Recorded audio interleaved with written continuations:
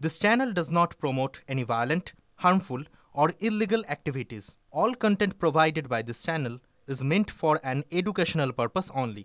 Top quality और consistent performance के लिए सिर्फ सिल्वर पंप्स नाम याद रखना।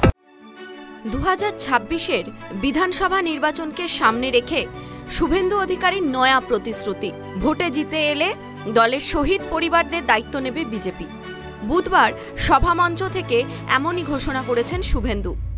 এছাড়া তিনি ঘোষণা করেছেন দলের যে নেতাকর্মীরা জেল খেটেছেন তাদের মাসিক 5,000 টাকা করে ভাতা দেবে দল। এদিন কাঁচরাপাড়ায় কন্যা বাঁচাও মিছিলে অংশ নিয়েছিলেন বিধানসভার বিরোধী দলনেতা শুভেন্দু অধিকারী।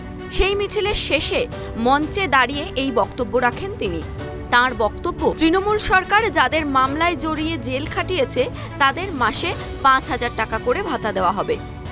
মমতার হাতে অত্যাচারিত জেল খাটা প্রত্যেকটি রাষ্ট্রবাদী দেশপ্রেমী ভারতীয় জনতা পার্টি কর্মীদেরকেও আমরা সংগ্রামী ভাতা দেব মাসে 5,000 টাকা করে।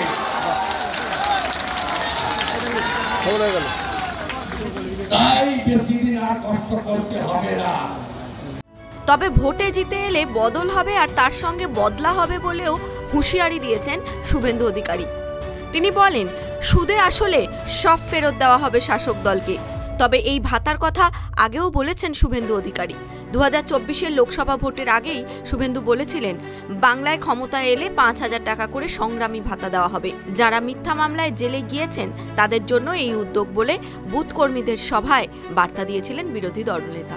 TV9 Bangla digital.